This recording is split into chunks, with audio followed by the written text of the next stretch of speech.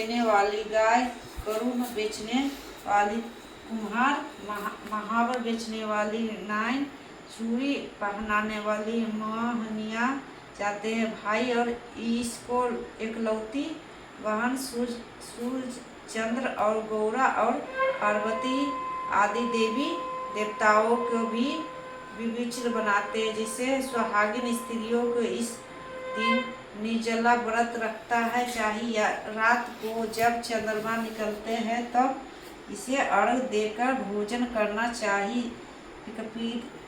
पीली मिट्टी की गौरा बनाकर उसे पूजना करना चाहिए।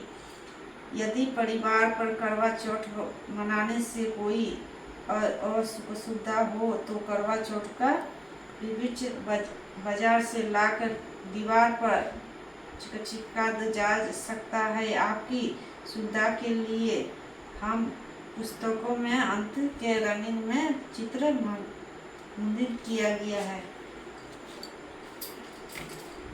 एक साहूकार था जिसका 7 बेटे और 1 बेटी थी। सातों भाई और बहन एक साथ बैठकर भोजन करती थी। एक दिन की कार्तिक की चौथ का व्रत आया तो बोली, आओ बहन भोजन करो। बहन बोली कि आज करवा चौथ का व्रत है, चांद उगने पर ही मैं खाऊंगी। तब भाइयों ने सोचा कि चांद उगने तक बहन भूखी रहेगी, तो एक भाई ने किया जो लाया। दूसरे भाई ने छलनी लेकर उसे डंगा और नकली चांद दिखाकर बहन से कहने लगी कि चल चांद उग गया है, अर्घ दे दे।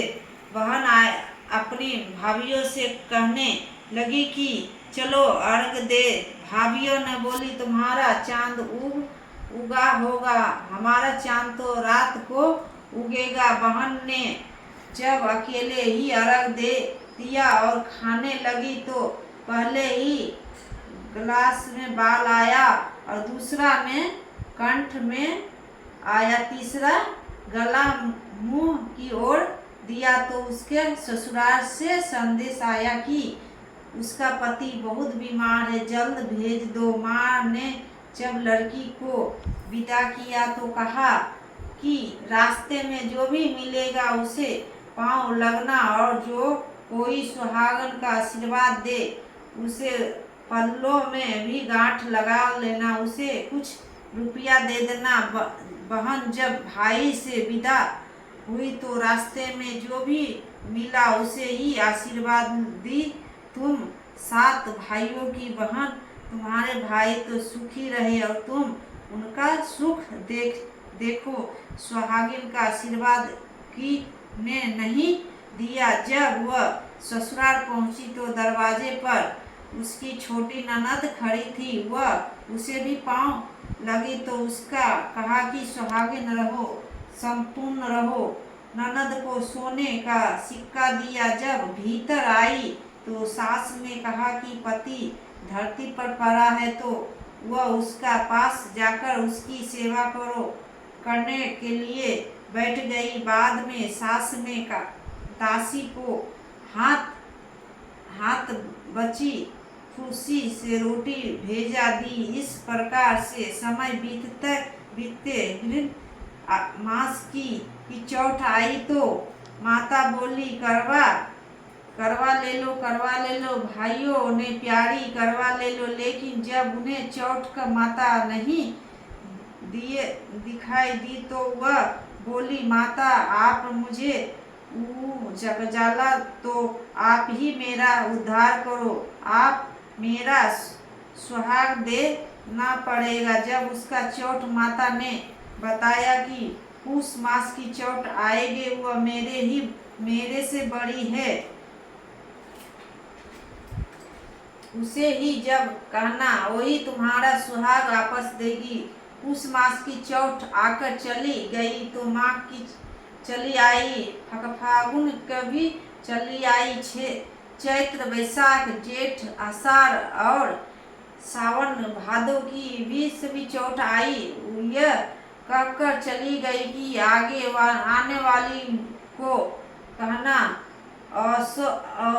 असोज मास की चौथ आएगी तो उसके बताना कि तुम पर कार्तिक की चौथ नाराज है, उसकी तुम्हारे सुहाग लिया है वही आपस कर सकती है। वह आएगी तो पांव पकड़कर विनती करना, यह बताकर वह भी चली गई। जब कार्तिक की चौथ आई तो वह गुस्से से बोली, भाइयों की प्यारी करवा करवा ले लो दिन की चांद, उजानी करवा ले लो व्रत खंडित करने वाली, करवा ले लो भूखी, करवा ले लो। तो यह सुनकर वह चौठ माता को देखकर उसे पांव पकड़कर गिड़गिड़ाने लगी। तो चौठ माता, मेरा सुहाग तुम्हारे हाथों में है, आप भी मुझे सुहागिन कर। तो माता बोली, पापिन हत्यारिन, मेरे पांव पकड़ने से क्यों बैठ गई है? तब वह बोली, ही जो मुझे भूल हुई है उसे क्षमा करो दो। जब भूल नहीं करोगी तो चौठ माता ने प्रसन्न होकर आंखों से काजल, नाखून से मेहंदी और टीकों से रोली लेकर छोटी उंगली से आकर वह छीना, छोटी उंगली से उसके आदमी पर छींटा दिया। तो वह उठकर बैठ गया और बोली कि आज मैं बहुत सोया हूँ। बोली, क्यों सोए हो तुम? मुझे तो 12 महीने हो गए जब जाकर चौठ माता ने मेरा सुहाग लौटाया है। तब उसने कहा कि जल्द से माता का पूजन करो। जब चौठ माता की कहानी सुनकर करवा का पूजन किया तो प्रसन्न खाकर दोनों पति पत्नी चौपर खेलने बैठ गए। नीचे से दो दासी आई, उसे उनको दोनों को चौपर सासों से खेलता देखकर उसे सासू जी को जाकर बताया। जब से सारे गांव में यह बात प्रसिद्ध हो गया कि जब स्त्री चौथ का व्रत करने से सुहागिन अटल रहेगा, जिस तरह से सासू साहूकार की बेटी का सुहाग दिया है, उसी तरह से चौठ माता हमें भी सुहाग रखेगी। यही करवा चौथ का उपवास की साधना महिलाओं के लिए है।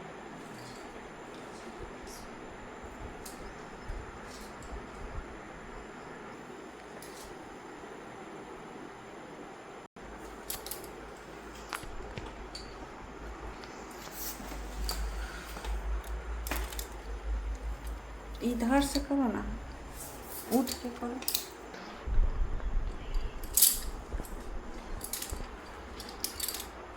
अच्छा ला।